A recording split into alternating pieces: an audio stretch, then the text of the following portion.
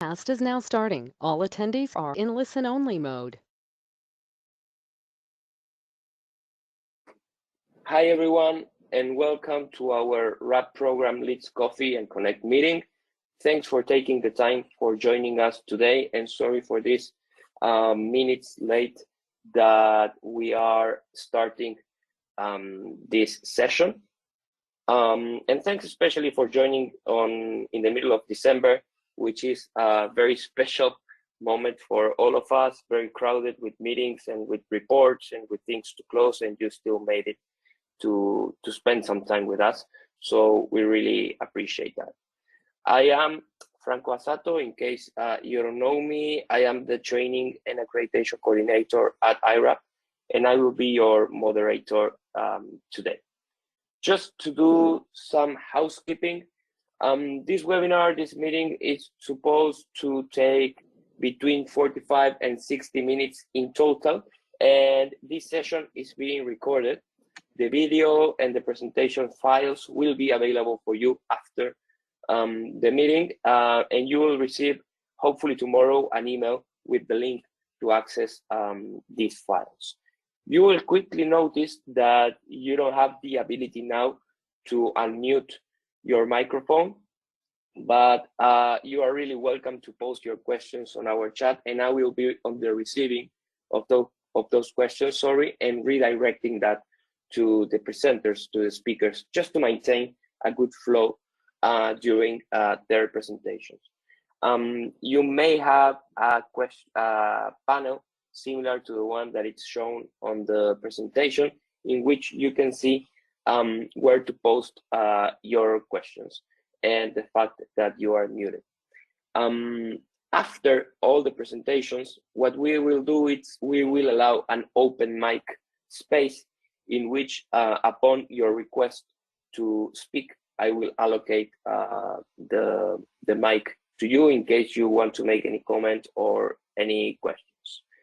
Let me now introduce our presenters for today's meeting. We will have Judy Williams, our Program and Communications Manager at iRAP. We will also have Greg Smith, our Program Director at iRAP. We will have Kakui Ngaleson. He is an engineer from Tanzania National Roads Agency, TANROADS. We will also have Luis de Mello, the Director of DNIT from Brazil. And we will have Michael Newist-Ik. Sorry, I think I pronounced it properly. He is the Program Manager for Road Safety and Designs from Ostros. And we will have Oli Oliveira Rossi, our Safer Journeys Leader for Europe at iRAP. Their presentations will be on different stuff related to their role in road safety, of course. And I would like to give the floor to Jude. Jude, if you would like, you can unmute yourself and turn on your camera.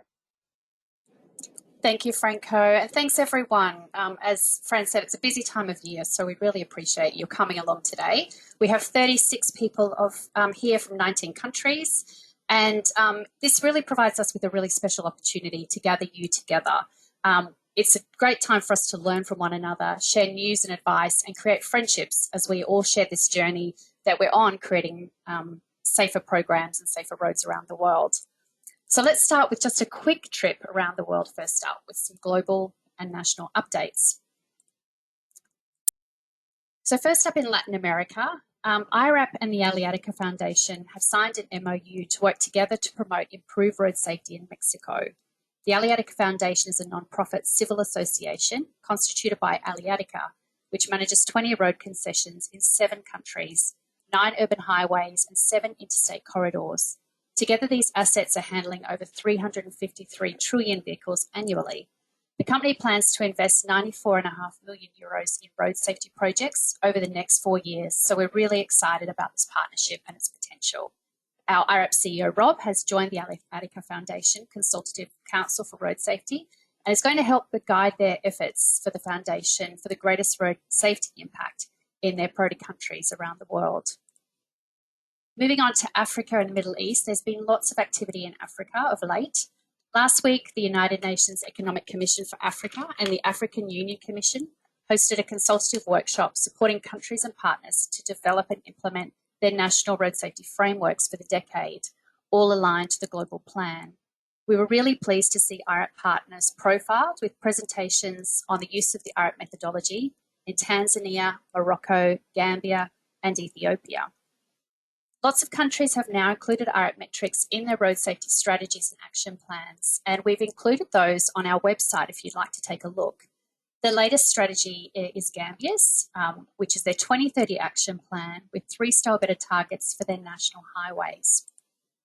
Also, Uganda has released their 2026 road safety strategy, which is also a really good one to look at. Included KPIs are to enforce mandatory road safety audits from feasibility to detailed design and during construction using accredited experts to ensure a minimum standard of 3-star or better for all road users. It also outlines for a certificate of road safety compliance, which should be mandated for all designs, and outlines for them to update their audit and design manuals, implement safe school zones, build capacity, and adopt new technologies. If you're looking for example strategies to model, Uganda's and Vietnam's are good ones, and of course, iRAP can always help. iRAP accredited supplier Fred Engineering has been supporting projects in Chad. They recently closed a project there with the EIB, testing the iRAP methodology from feasibility to final road design. They're also now commencing a new World Bank technical assistance that will include iRAP assessments on 150 kilometres of high-risk roads. And then from that, they'll provide best practice options to improve road safety. And the goal then, of course, is to extend that across the rest of the road network. To Asia and the Pacific, AI and Me is a really innovative 3-year project that's occurring in Vietnam at the moment in partnership with BOTNA, IIP Foundation, iRAP and DD, and the FIA Foundation.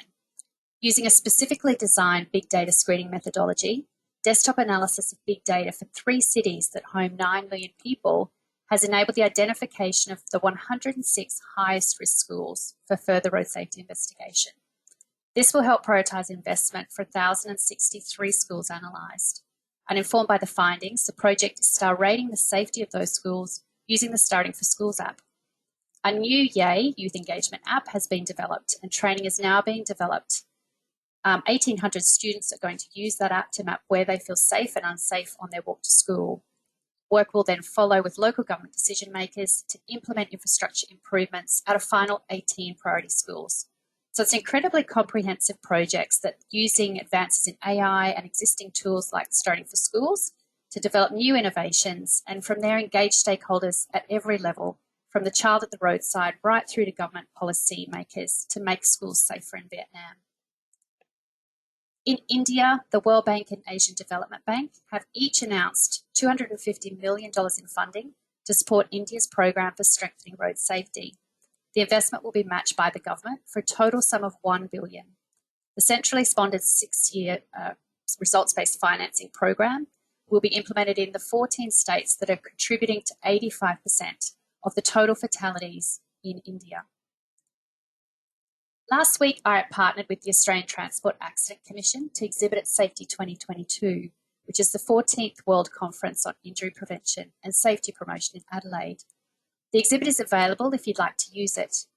It focused on the road to zero through the safe system approach, looking at how safe road users in 5-star vehicles on 5-star roads at safe speeds will achieve 0 road deaths. The exhibit included an animation on the role that safe roads play in the safe system and a number of interactive experiences. When the stand visitors came to see us, they could take Victoria's road safety journey from 1970 through to 2050 on virtual reality headsets, and also explore how safe their country's roads are and test their knowledge on speed and crash outcomes. If you're interested in using this exhibit and support materials, please contact me. In Europe, key European partners gathered on the 3rd of October in Barcelona to discuss the financing and delivery of safer roads and streets for Europe. They discussed how enhanced cooperation and coordination can help to ensure the UN global goals and European Commission road safety targets will be met, and how that will safe roads can play a role alongside other safe system action. A second meeting is going to follow this up in May next year, coinciding with the ITF Summit in Leipzig. If you haven't yet seen it, check out the resources for 5-star RAPs that launched in July. It's an online resource on our website that features a wealth of materials for you to support developing your RAP activities. It offers guidance on how to develop an effective RAP and includes 140 examples, templates, and downloadable materials drawn from the best practice of you worldwide. And lastly, just a reminder that the iRAP Partner Portal is free and it's a really highly valuable tool for you to access. It shares for your and every country the news, reports, and knowledge, training, and projects that are occurring. If you haven't yet accessed it, I encourage you to do so and contribute to it so we can help to build your national records. Let me know if you need any assistance to get into the portal. So I'll now hand on to Greg to share some updates on iRAP initiatives. Thanks, Franco. Thanks, Judy, and hi, everyone. Firstly, thank you so much for taking the chance to join this webinar. I'm really pleased that we can be speaking with you and sharing some of our updates. So, Franco, if you could go to the next slide. So, first thing I just wanted to let you know about in terms of our initiatives is that we've just started advertising for a new role that we've created called the Safer Journeys Lead for Africa. This is part of a team that we've been building, firstly with Latin America, and recently we've engaged Ollie into the new Safer Journeys Lead for Europe position. So this person will be obviously based in Africa, and their role really will be to join our program team to help work with all of our partners in the region, whether it's development banks, road authorities, NGOs, institutes, or the UN member agencies. Really to help ensure that we're providing support needed to make roads safer. So that may be through advising or supporting in policy development, maybe in helping to build capacity or shape assessment programs around the region. So we've just started advertising for that. So if you know anyone that would be interested in applying for that role, please do direct them to that link at the bottom of the screen there. You can find that on our website. Next slide, please, Franco. So another thing I just wanted to let you know about, and this is a little bit on the technical side, but within our software, within the VIDA software, thanks to the collaboration that our lead partner in the UK, the Road Safety Foundation, has had with the government, they've created a new investment plan module within VIDA, within the iRAP software. So now when you do your economic analysis to try and find out how you can best improve the star rating of the road and what sort of safety countermeasures could be implemented, there's an option in there to select the new urban enhanced version of that tool. What that does is identify a whole series, I think it's 29 new countermeasure options that are very specific to the urban environment, including, for example, traffic calming designed to achieve particular speeds, speed reductions, different types of lane configurations and treatments for vulnerable road users. It's incredibly powerful and, like I said, really helps to adapt the iRAP tools to that urban environment, which we know is quite different from the rural environment. So if you're doing projects or you have consultants or teams working on projects, please do remind them that that new urban countermeasure option is available. Next one, please, Franco. Yeah, the other one too, I just wanted to let you know about, you may have seen this before, but on the Star Rating for Schools website, so starratingforschools.org, we've created a Safe Schools tracker. So it's an interactive report that you can use to take a look at the types of treatments that are being implemented in real life at schools around the world. So as the Star Rating for Schools assessments are being carried out by partners all around the world, many of those are translating and supporting actual road upgrades that are happening, whether it's new sidewalks being implemented, pedestrian crossings, traffic calming, changes to speed limits, for example. So you can use the Safe Schools tracker to keep an eye on and take a look at the sorts of things that people are doing at schools and the impact that it's having on the star ratings. At the moment, there's about 170 locations that have been upgraded in that tracker, and we're going to keep increasing it as the actual upgrades happen. But it's really fascinating and very interactive. So you can click on any one of those filters or any one of the different attributes that are shown in that report and see what their linkage is to the other types of attributes and the star ratings. One of the things you really do see strongly is there's a huge increase in the length or the number of locations that are achieving the 4- and 5-star category, which is really, really pleasing to see. So yeah, please do take a look at that one. Also, just a reminder, the Star Rating for Designs initiative is one that's incredibly valuable, and one that we're really encouraging our partners all around the world to take a look at. It's specifically designed to help you and road authorities achieve that 3-star or better rating for your road network. We've done a campaign recently to help promote it specifically to road designers around the world, and it's been really, really valuable in driving more attention and more interest in the Star Rating for Designs initiative. So there's a page on our website, irap.org/Star Rating for Designs. That's the link there on the screen. It provides all the information that you'll need to find out how to implement Star Rating for Designs in your country and with your program. So please do take a look at that. We're really keen to keep sort of ensuring that every design that is put in place around the world is achieving that Star Rating target and saving lives. Next slide, Krinko. Also, and this is a topic that will come up a little in Ollie's presentation when she talks about the Sabrina project in Europe, but the CycleWrap initiative is now live. So the CycleWrap model is a new model that we've created, and it gets a bit more detailed than the standard iRAP model, and is really designed to help drive improvements in cycling infrastructure, and very much part of our efforts to ensure that cycling and safety are very much part of the efforts to ensure that we're traveling sustainably around the world. Also, just want to point out, in case you haven't seen it already, the Bloomberg Initiative for Cycling Infrastructure is now underway, and as part of that, they're calling for cities to nominate projects that could receive grant funding for implementation of cycling infrastructure. So that's being led by the Global Designing Cities Initiative, GDCI. And if you do a Google search for BICI, the Bloomberg Initiative for Cycling Infrastructure, you'll see all the details about how to apply for those grants to implement safer cycling infrastructure. But also on our website, irap.org/CycleWrap, you can find information about the CycleWrap initiative as it's getting underway. We're still in what we're calling the pilot phase, so we're looking for opportunities to partner with people around the world to try out the new CycleWrap model. It's been used extensively in Europe so far, but we're really keen to try it in other parts of the world as well. So if you're interested in trying the CycleWrap model in one of your cities, please do get in touch with us because we'd really love to hear from you. Another initiative I just want to let you know about or remind you is that recently, with the Asian Development Bank as part of their support for the Central Asia region, we've published a Star Rating for Road Safety Audit Guide.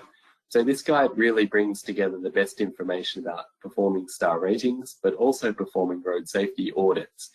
So we often get questions from people saying, should I do a road safety audit or should I do a star rating assessment? And really this manual helps to answer that question. And what it really says is it's really good practice actually to use them both, because the iRAP star ratings bring a very data-driven, evidence-driven approach and very systematic approach to looking at safety, whereas the road safety audit process brings a very approach that's very much based on the expertise and experience of the road safety auditor.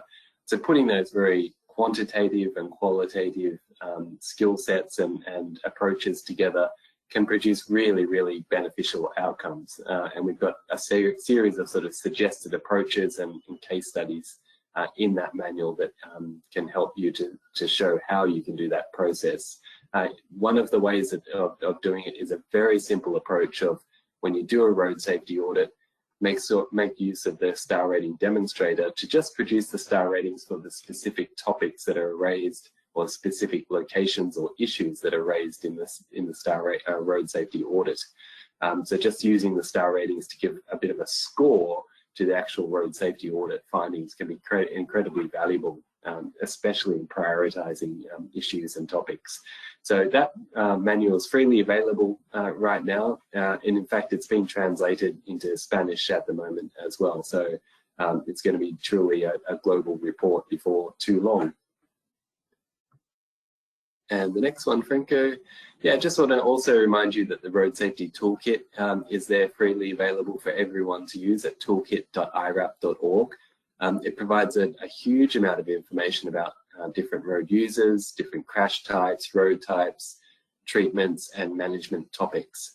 It has a large number of photographs in there, and that's growing every day. More than 600 photographs are in there that you can feel free to take and use. But also more than 100 case studies and more than 100 technical references in there as well. And we're really proud that it was recently awarded a gold award in the Road Safety Media Awards program at the Safety 2022 conference that was held in Australia recently. So it's an international award-winning website as well, which we're incredibly proud about. So please do take a look at that. It covers infrastructure safety as part of the treatments package, but also deals with vehicles and road user behavior as well. So we've had quite a bit of support in developing and keeping this content updated from organizations like the Global Road Safety Partnership, the Global New Car Assessment Program, but also the Global Road Safety Facility. And the recent updates that we've just made were really sponsored and supported by the facility in the Bloomberg Global Road Safety Initiative. So yeah, please do make use of that as well. Last one I think this is the last one to let you know about too is the iRAP initiative is continuing to grow. This is our initiative where we're really trying to push I guess, into new territory about how to perform iRAP assessments and really accelerate the way particularly the data collection and analysis phases can happen. As part of that, we've established an accreditation category for practitioners, or actually for suppliers of data that's being created and able to be created using AI techniques. So there's now 3 accredited suppliers listed on our website. On the accreditation section of the website, and they're able to provide data and do analysis basically across the world now.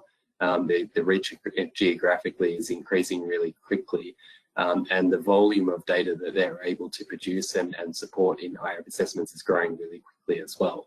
So that's an area that's developing rapidly and really is focused on trying to make sure that the iRAP assessments become increasingly affordable and easy to do at large scale. So I really encourage you to keep checking in on that website because things are developing quite quickly in that area. Thank you, Greg. It was indeed the last slide. So now I should be redirecting you and Judy, and thanks Judy as well for your presentation, the questions that we have, but so far we don't have any questions on the chat. So we may continue with our presentations. So now I would like to introduce you to Kakui Ngaleson from TANROADS, and he's going to talk about the lessons learned from TANRAP, bringing working groups together to launch a RAP. So Kakui, if you're ready, you can unmute yourself and turn on your camera and take the floor. Oh, thank you. It's afternoon here in Dar es Salaam. Firstly, good afternoon, everyone. I'm here to present lessons from TANRAP, especially in bringing the working groups together to up to the process of launching the RAP program in our country. Firstly, we are the first country. We are proud to be the first country to use the 10-step plan approach, which 10-step plan project is a project designed to help countries to use a proven step-by-step process to build national capacities to deliver safer roads and achieve the global target 3 and 4, global performance targets by 2030. This project, of course, brought together a wide range of stakeholders, both locals and international stakeholders within our country for implementing this project. This project is jointly funded by the United Nations Road Safety Funds. We really thank the United Nations Road Safety Funds, the UK Aid, and the Global Road Safety Facility of the World Bank. This project, of course, as I said, brought together the government of Tanzania through the Ministry of Works and Transport, road agencies, Tanzania National Roads Agency, and Tanzania Rural and Urban Roads Agencies, as well as the United Nations Economic Commission for Africa, iRAP, World Roads Association, iRAP, and Tanzanian Road Association, the research institutes, NGOs, and quite industry stakeholders also.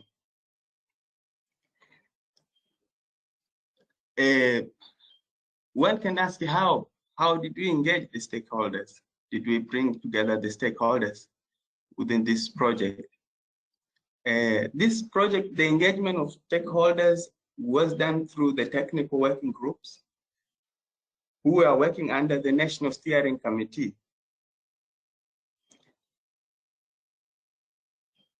Next slide, please.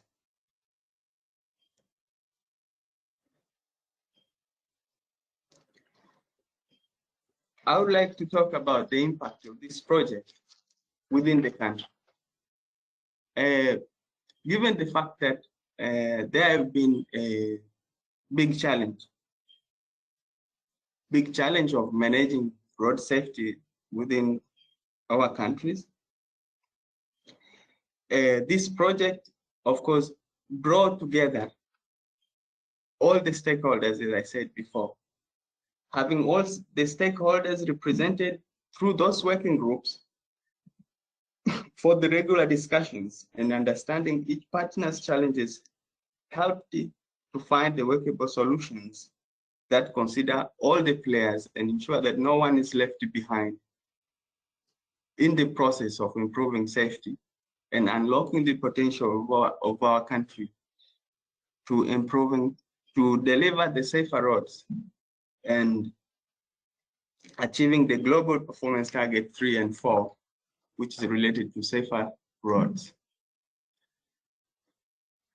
We understand also that we don't have a certification frameworks. Through the working groups, we had one of the working groups which was reviewing the certification and accreditation framework within the country, which of course we don't have the certification and accreditation framework for the road safety professionals. Therefore, those people who are reviewing, of course, came out, and now the work is ongoing right now, and we are about to have those certification and accreditation framework for road safety professionals within the country, because yes. And this project also, I would like to mention that has, within that short period of time, there have been a capacity building, from institutional capacity building, as well as all the formal training courses that have been available with the assistance of iRAP courses and on-job training. There have been road safety audits courses that many professionals have already been, some of the, we have now some of the auditors, certified auditors, several professionals, and also accredited suppliers within the country. And now, due to this project, our country now, according to the statistics, show that we are one of the leading countries in the world with the people who are undergoing the iRAP trainings to deliver safer roads. this is, I can say, the big impact within this short period of time, the big impact of this project within our country. Secondly, we saw the real political commitment. Through the working groups, the government was heavily involved, was really involved, and it was the chair, what the coordinator even of TANRAP. Under the TANRAP, we can see in this slide that our RAP ecosystem, the coordinator is the Minister of Works and Transport.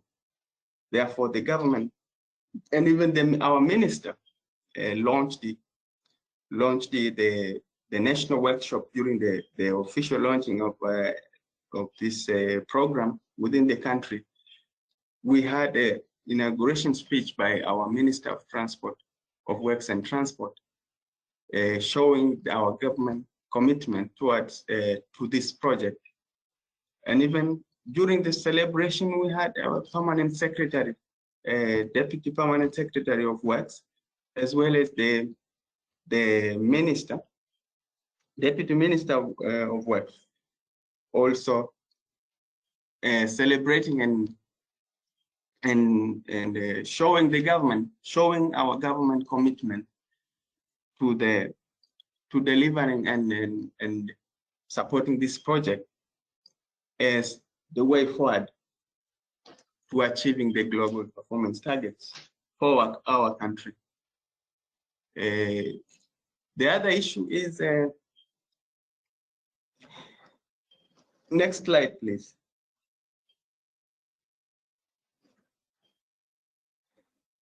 Let's talk about the next step now for our Tanzanian RAP, because as the work of the TANRAP is one of the key deliverables of this project, of this 10-step plan project within our country. And we celebrated the official launching of this with the signing of the letter of intent for the memorandum of cooperation, the form of cooperation of the stakeholders, bringing together all the stakeholders to work together by using the now for unlocking the potential of our country, for sure, to deliver safer roads and achieving those targets, global performance targets. We have under the working groups, because we had about 3 working groups. There were those, the working group number 1, we're having a review of our national road safety strategy and an action plan. Therefore, and given that the fact that now this project has come at a very right time when our country has a lot of developments that are undergoing, like the revision of national design standards are ongoing right now. Processes to update these design standards undergoing, as well as the development of our and updating our national road safety strategy. All these are ongoing, and we have several projects like establishment of the Regional Center of Excellence for Road Safety at our National Institute of Transport. All this under the support from African Development Bank. This project now, which is a new under one of the group which was reviewing the national training and accreditation and certification schemes that will develop also the accreditation and certification schemes. All these efforts of this 10-step plan will add up to the work that the government is now undertaking to improve the standards and ensure that our systems and even the institutional arrangement, as well as the systems, the design standards, and also our national road safety policies are in line with the global performance, global targets, in line with the UN targets that will take us to achieve those targets. Therefore, all this, having said this, soon we already have reached the benefits that we celebrated of the 10 steps that we already celebrated the official launch of our RAP, TAN RAP. So thank you so much. Thank you, Kakwi, for taking the time and for your presentation and sharing the knowledge and the lessons learned from TAN RAP. There are no questions on the chat, so we may continue with the next presentation, which will be in charge of Luis Guilherme de Melo from DINIT, Brazil. Luis, remember to unmute yourself. Luis won't have camera for his presentations due to connection issues. So we will just hear his voice, but not see his face. Go ahead, Luis, whenever you're ready. Okay, thank you, everyone. Hi, it's Luis from Brazil, and I'm going to present what we are doing in Brazil regarding the iRAP. We are implementing a national assessment program here in Brazil. We are a big country, so we have in the federal network a big extension of roads, more than 54,000 kilometers, that we are implement the iRAP methodology, and we want to thank you, iRAP, to the support what we have done until right now. And also we share the methodology and how we implement the iRAP with the states and also the municipals. So it's a big challenge to implement safer roads here in Brazil. So we want to share some results, what we are doing until now. Next, please. Right now, what we have is a huge survey of our roads, and until now we have more than 90% of the roads completed, and also with the coded classification from iRAP. And the results until now shows that we have more than 67% of the federal highways with a rating of 3 or more stars. So that's it's a big result, but we still have some issues. More than almost 7% of the federal highways have 1-star rating, and this is a big problem that we wanna put in the priority after the survey. And the plan that we have is the next year we have an investment plan proposal for the ministry to show what we need to implement and the budget necessary to have a safer road in Brazil. So as Brazil, it's a big country, we divide the survey in different regions, in different states. So next, please, we can see in different parts of Brazil. Next, please. In the north part of Brazil, that's a very difficult place to be. It's Amazon area. We don't have too many highways. We don't have too many roads. We still have some unpaved roads right there. So it's a challenge to do that in this specific area. But we have some numbers, and in this area we have more than 56% of the roads with 3 or more stars, but we still have a higher percentage of roads and highways that do not have the infrastructure for pedestrians, for cyclists, and so this is a big challenge for us. You can next, please, and we could show the maps with the roads and some hot maps where we have some concentration of accidents and this close to the cities as well. So of course it's where we see more results in more accidents. And also we have a chart for each road with the classification, and we can see that some roads are very critical star rating. So it's good to see where we can apply some investment plan to have better roads. Next, please. In the south part of Brazil, it's an area with more development. So it's still some problems with some roads. It's a high percentage of highways that do not have infrastructure for pedestrians, for cyclists. We still have some 65% of the roads with 3-star and or more. In some issues. Next, please. You can see also it's a region that we have more concentration of roads. Next, please. And we can see some specific classification in different states. So it's a good way to see what will be the challenge for these states as well. Next, please. In the center-west part of Brazil, we still have a higher percentage of 3-star or more than 75% of the roads have 3-star and or more.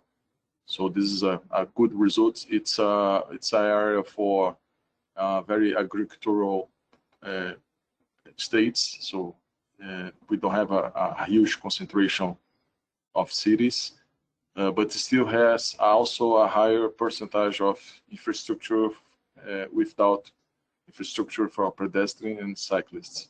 Next, please. We can see also different classification from different roads. Some of them has a big problem with still some ratings that need to improve. Next, please.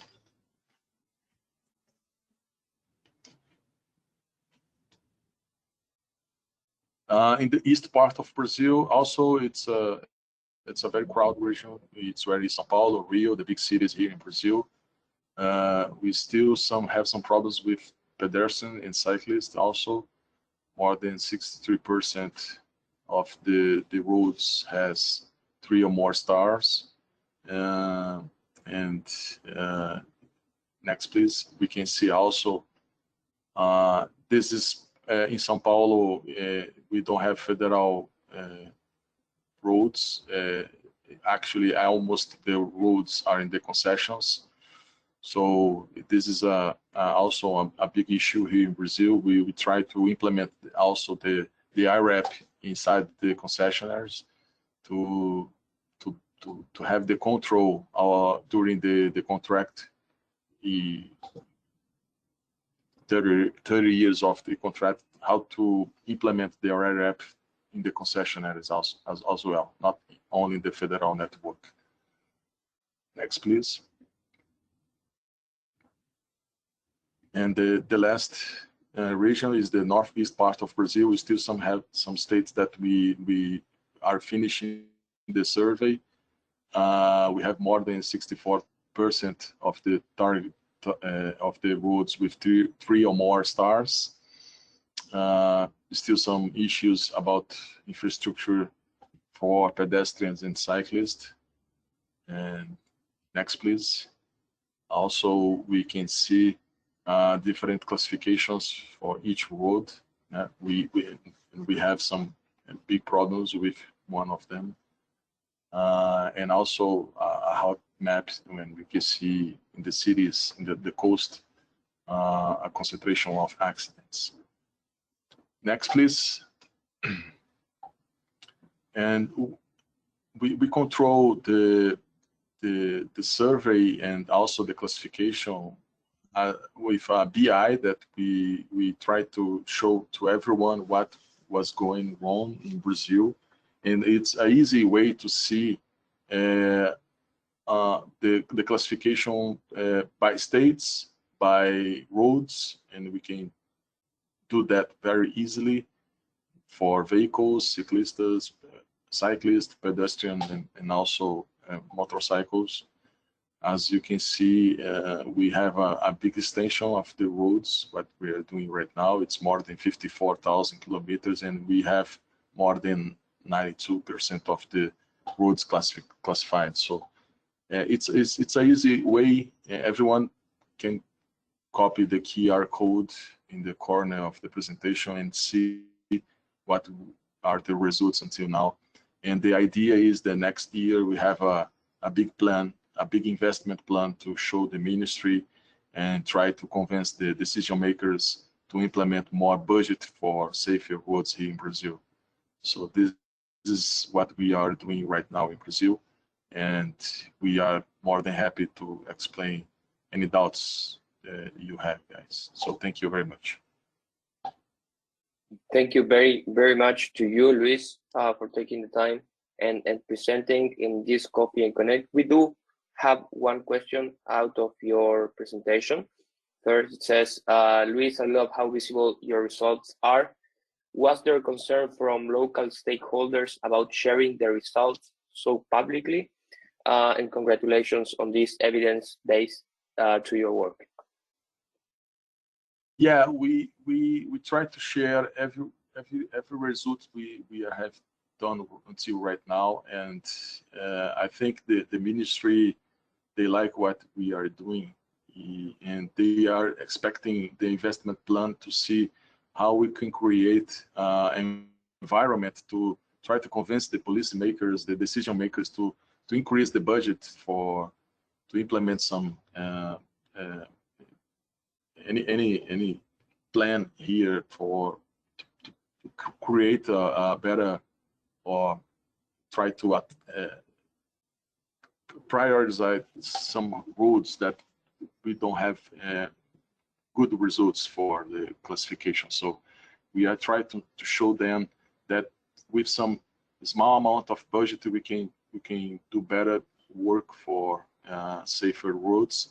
But sometimes we have a big budget to implement to reach some results. So this is a big photograph of what we are doing right now, and we hope that with the investment plan we can share our results with the ministry, with the policymakers and decision makers to do a better job here in Brazil with the support from iRAP that we have until now. Thank you so much, Luis, for sharing.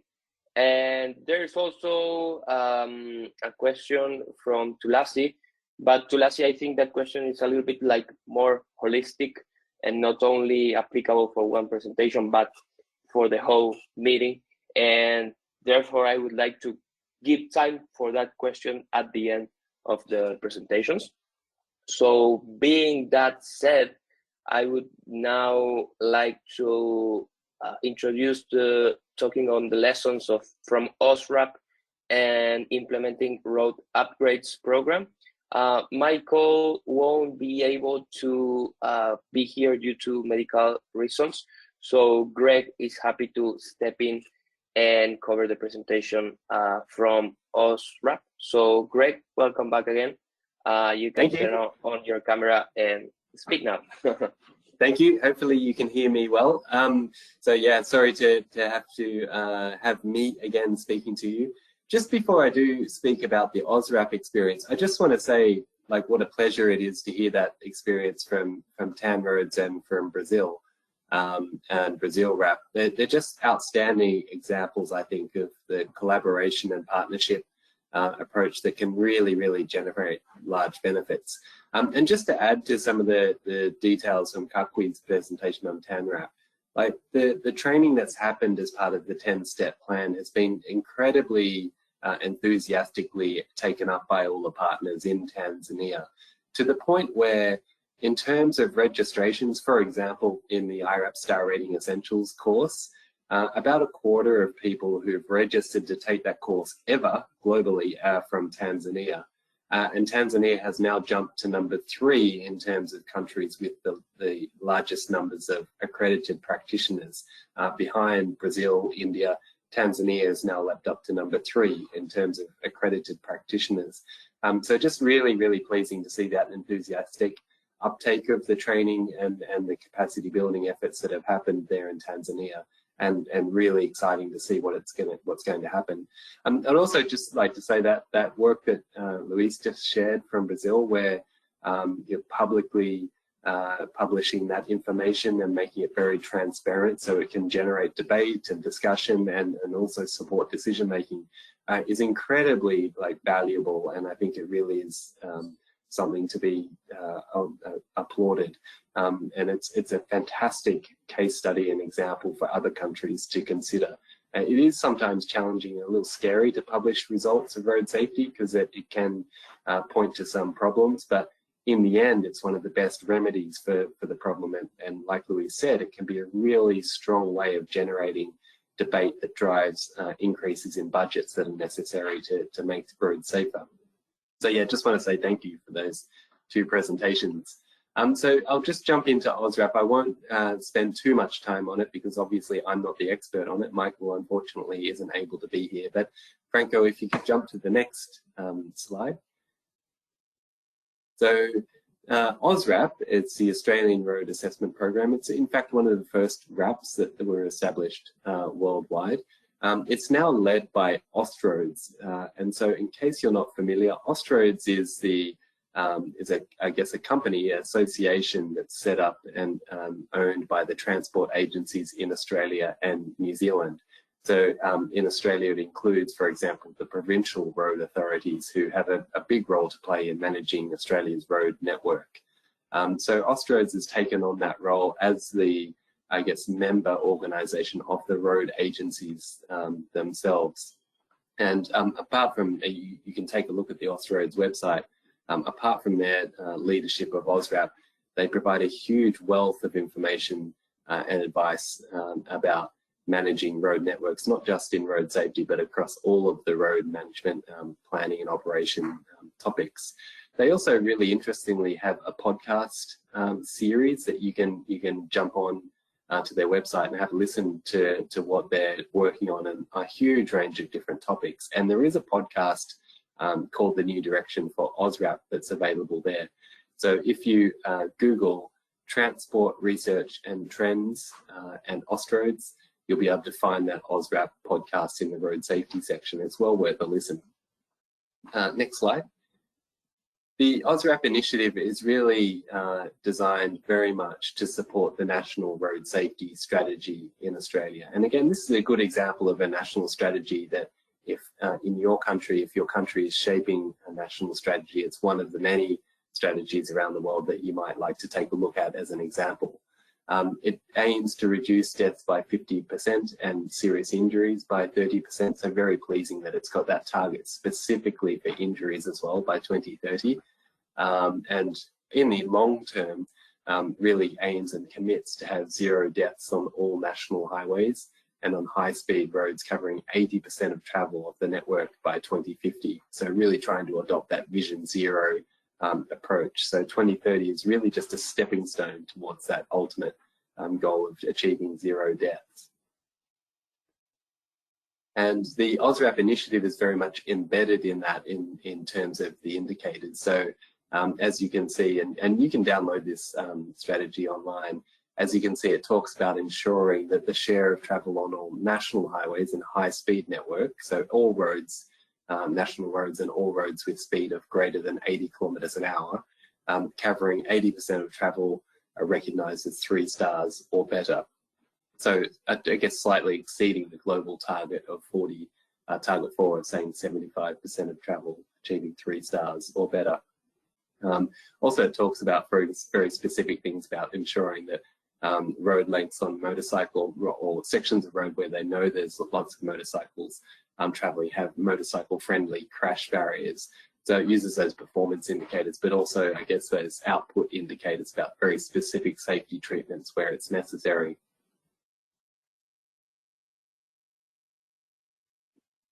Yeah, And it talks very much also about delivering infrastructure improvements. So in terms of the action summary within the strategy, delivering infrastructure improvements at all levels of government, so at the national level, the provincial or the state level, and the local government level. So making sure that that road safety efforts and infrastructure is really embedded into their business as usual approach, whether it's planning a new road, doing routine maintenance, or specific safety upgrades. Making sure that systemic safety improvements on road corridors are underway. So moving away from that idea of doing black spot treatments where you treat one spot at a time to really treating corridors and whole lengths of road at once to really make sure that those gaps in the safety network get addressed. And I think a lot of the experience has shown that really taking that systematic approach and doing wide-scale treatments on large lengths of road is hugely effective and very cost-effective. But also managing speeds where there's conflicts between vehicles and road users is a critically important part of the strategy as well. So really recognising that safe system principle of if you can't separate different road users wherever they're going to interact, especially vehicles and vulnerable road users, the speeds need to be within those tolerable limits for survivability.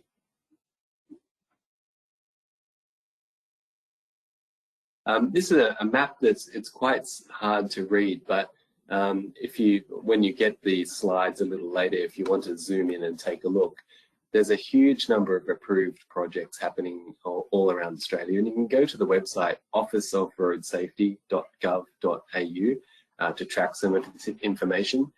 There's a huge number of approved projects that are happening around Australia right now, very much focused on supporting the National Road Safety Strategy and making use of the iRAP initiative. So in the details, if you look very closely on this, it talks about the types of, or the project, so how long the road is, the types of treatment that is being used, so whether it's audio, tactile, line marking, or median treatment, safety barriers, and so forth. But also sets out what the star rating of the road is before the treatment and what the star rating of the road is after the treatment.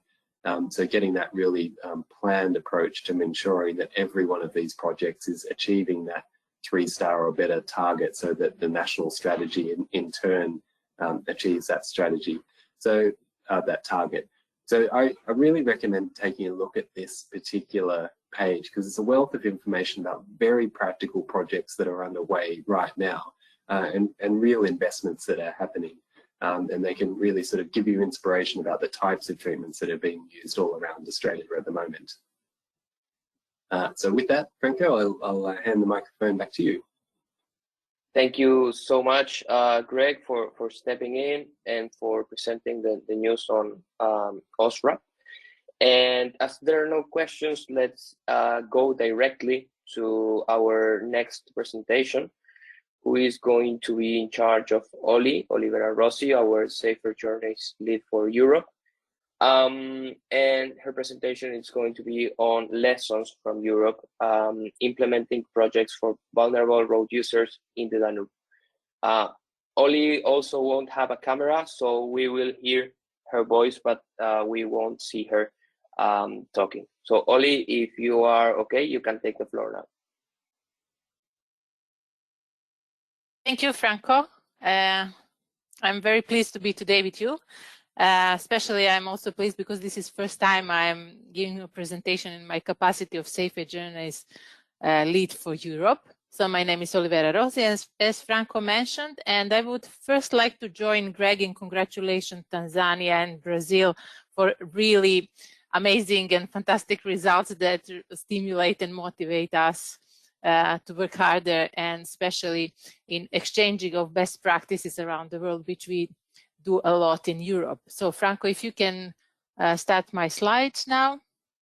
Today I will give you a short, brief overview of how we do what we do in Europe in respect to cooperation projects, what we say, how we create partnerships for impact. In Europe we have a multi-level governance.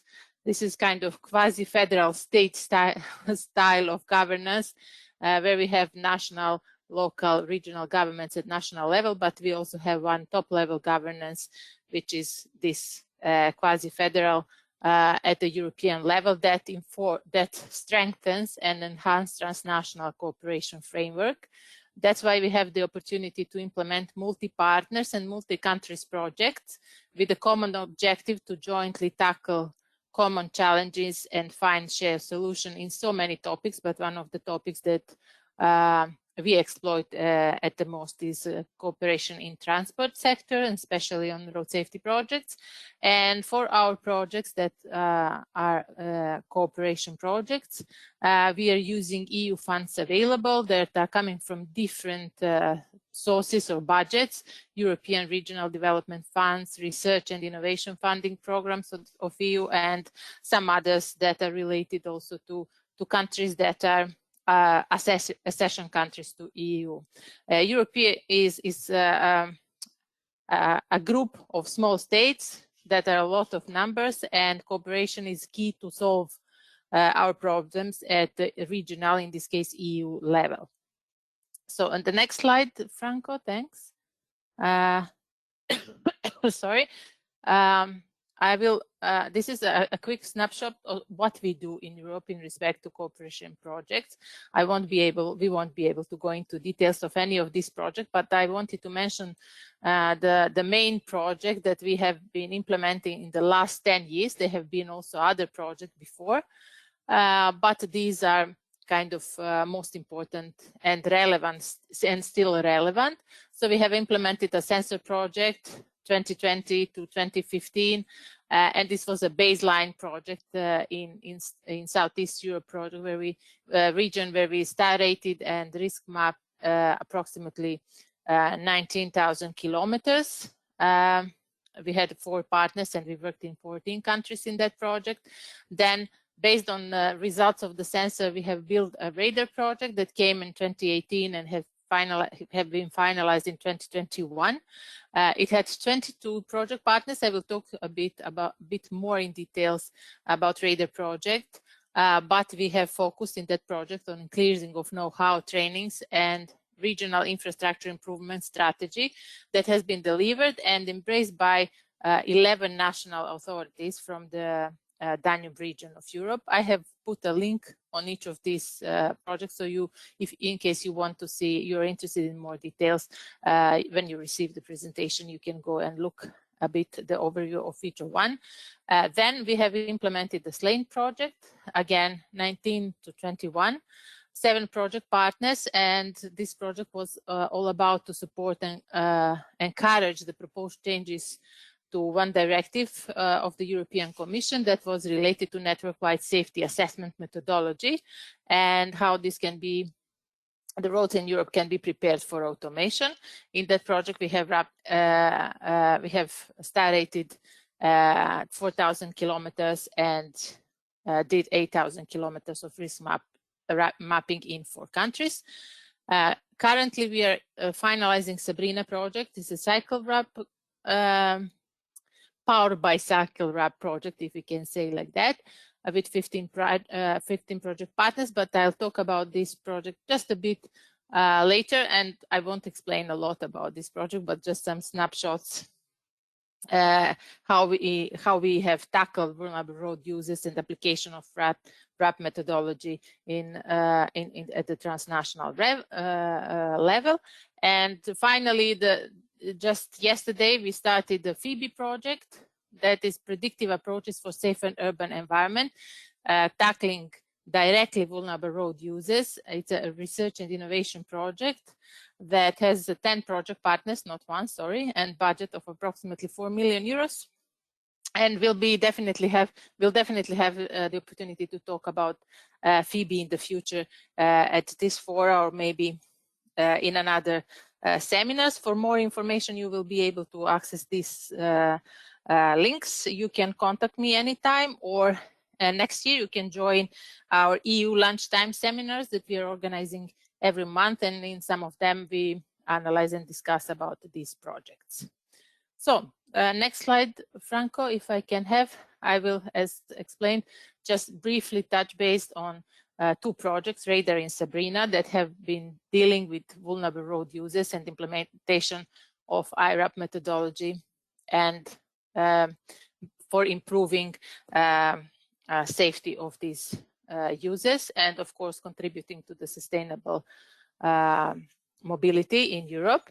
One of these is Radar project. We had 10 project partners that had a budget, share budget approximately 2 million euros. We had 12 associated strategic partners. This is how they have been called, but these have been ministries and road authorities, and in all 12 countries across the Danube area. And we have, of course, had iRAP from United Kingdom in our consortium. Please, next slide, Franco.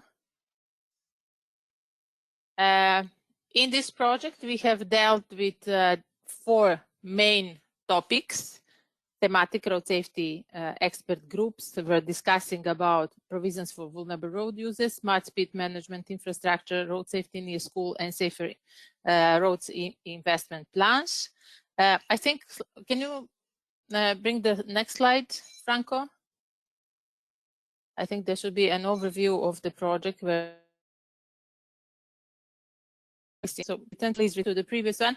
I just want to say that in Radar, we have worked closely with all stakeholders, project partners plus national stakeholders, to increase the know-how in tackling vulnerable road users issues and improving the provisions for them, and also enhancing transnational cooperation and networking and learning from each other. We have done a lot of study visits, best practices analysis, and exchange of know-how, and this was all done through the thematic road safety expert group on these 4 topics, as I mentioned. So in the next slide, this is just a brief example, a snapshot of the pilots we have done in Radar project. All what had been discussed in expert groups and solution proposed had been tested in pilots, where we showcased the RAP countermeasures for protection of vulnerable road users in the implementation of concept plans that had been done in consultation with stakeholders. We have done this in order to tackle the quite common issue especially in Europe, where people do RAP assessments, they take all the results, but they feel quite insecure what to do next and how to implement these countermeasure proposals and SRIPs in reality. So in the future, this topic will anyway be solved by other tools that iRAP is developing. But we have done this at the pilot basis in each of the participating countries. This work in Radar project had led to a jointly agreed Danube region strategy with recommendation. We can go to the next slide, please, Franco. Yeah, with recommendation to road authorities, national and local authorities for, in this case, example for provision for vulnerable road users, but we have done also recommendation to all this level of governance involved for each of the thematic areas we have investigated. Next slide, Franco, please. The next project that have been dealt with vulnerable road users, and especially with cyclists, is Sabrina project that is finalizing this month. So we are just about to publish all the final results. It had 11 project partners, 4 associated strategic partners, again, ministries from the participating countries. And we have been active in 9 Danube area countries. Next slide, please. The main activities in Sabrina project was to assess the cycling facilities for safety using iRAP, CycleRAP, and ECF methodology. ECF stands for European Certification Standard Methodology that has been developed by the European Cycling Association based in Brussels. We have assessed approximately 2,500 kilometers of long distance routes in in Eurovelo routes, so-called Eurovelo routes in Europe that are mostly touristic routes through all the countries in the Danube region. We have collected a good infrastructure studies and engaged with stakeholders in each individual country to discuss and promote good practices. And the project has developed a Safer Cycling Routes Toolkit, a decision-maker supporting tool that I will just briefly show in the next slides. We have piloted this tool in 6 countries on 3 topics. One is star rating of design, always speaking about the cycling facilities. Another one is investment plans for the cycling paths, and then the missing links, or actually planning of new cycling infrastructure. I will show you just briefly some snapshots on that. Next slide, please, Franco. So, as I said, we have surveyed Sabrina, 2,500 kilometers with iRAP, and these are pilot surveys in each of the countries. You see the map. Approximately 2,300 kilometers have been done by iRAP, surveyed by iRAP, and this is mostly in condition, as a rule of thumb, iRAP was used in condition of mixed traffic, and as you can see, more than 50% of these roads surveyed are actually only 1 or 2 or the least safe roads for cyclists, and these routes are advertised and also being included in the maps for cycling tourism in the region. So that makes them even more popular for cyclists. They are attracting a lot of cyclists, but they are not safe. In 70% of these routes, speed is above 40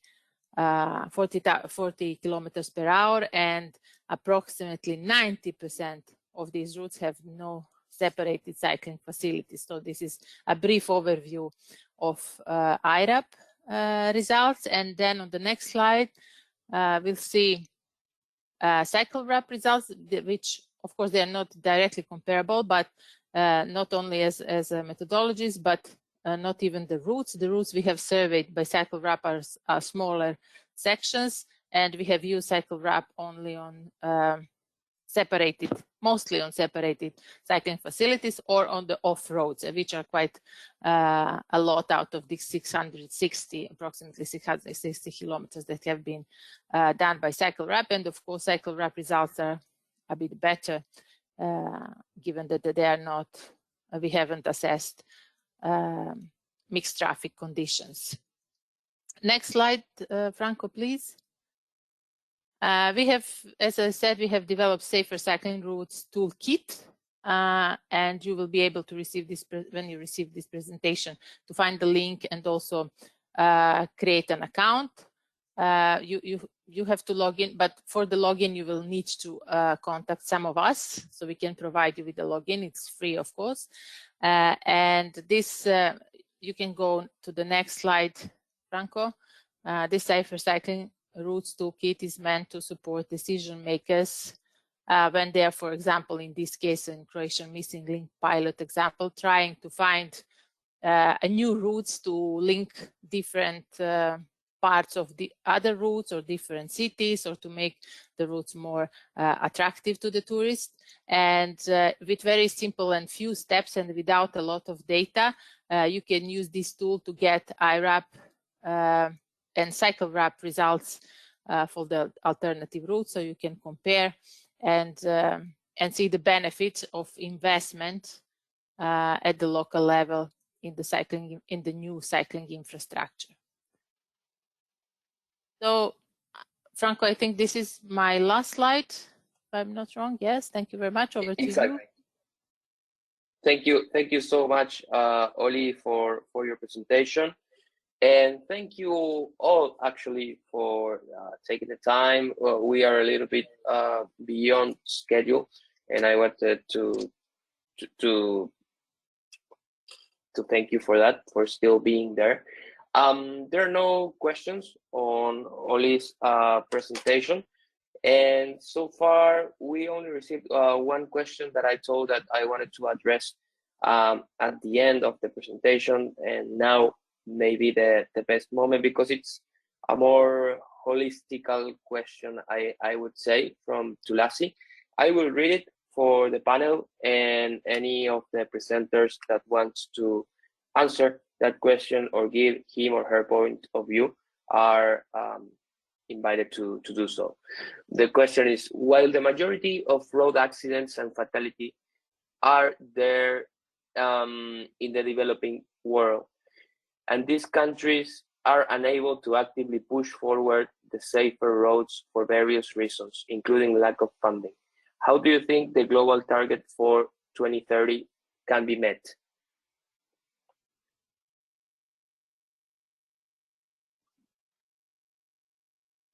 I don't know who would like to give some point of view on that question. Maybe Greg? I can share a little point of view. I'll do my best.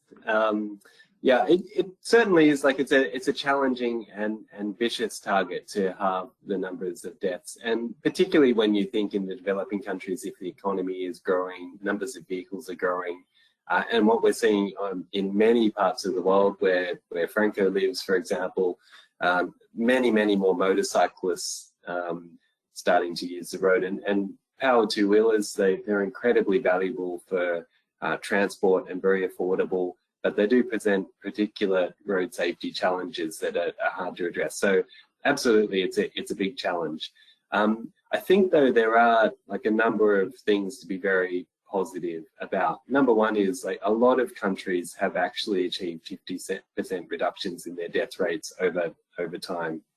And some of them have done that incredibly quickly.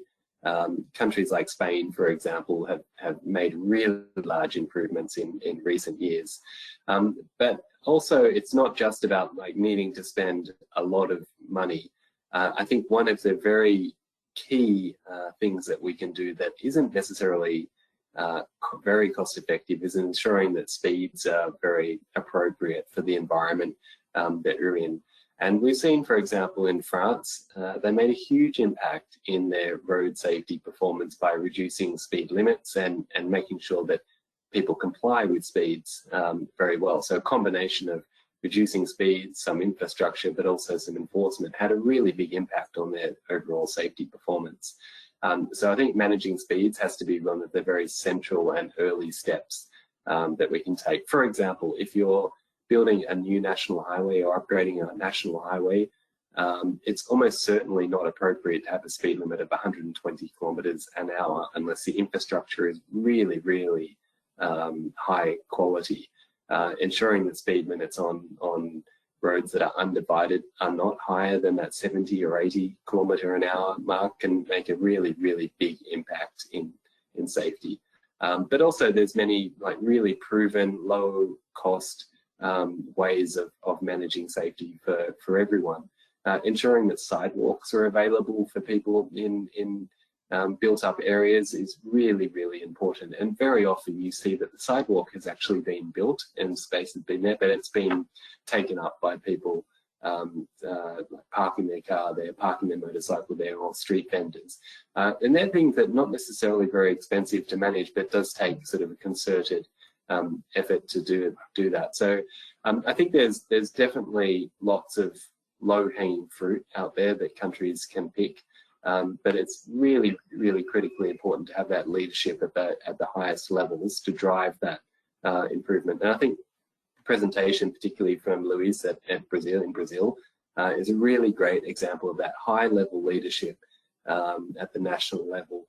Driving engagement in safety, driving the political debate around safety, and also presenting very functional and practical solutions that countries can implement. Because, like he said, it does cost some money to improve safety. The benefits are enormous by doing so, but mobilizing that investment requires engagement at the political level, and that's why the data that he's using is really valuable for getting that political engagement and very strong debate about the appropriate level of investment that could be happening. So yeah, just a few ideas to share.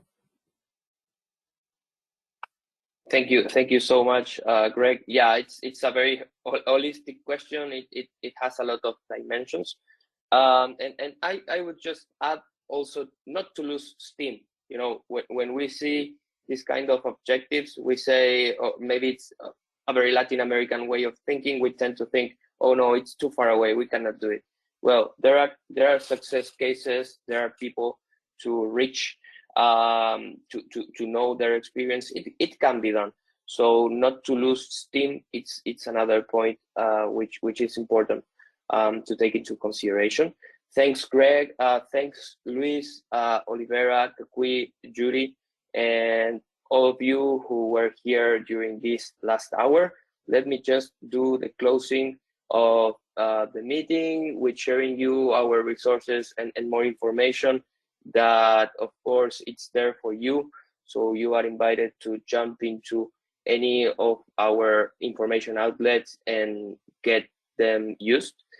And also, as the training and accreditation coordinator, of course, I would like to remind you of our online learning courses available that touch some of the topics that were addressed in this presentation. Of course, to do things, you have to know how to do those things, and training is the best vehicle to do that. So for more information, you can always reach me, or you can also enter to our website, irap.org/training, to know a little bit more about each one of our trainings. We are developing some new trainings that are going to be soon available for all of you. And just a comment, if you can please stay on the line and fill in the webinar survey, just to know how did you think it went. Your feedback is always very important to us.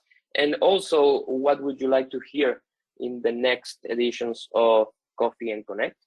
And as it is the last Coffee and Connect of this year, I would like to take the opportunity to wish you all a Merry Christmas, a Happy New Year, if you celebrate that.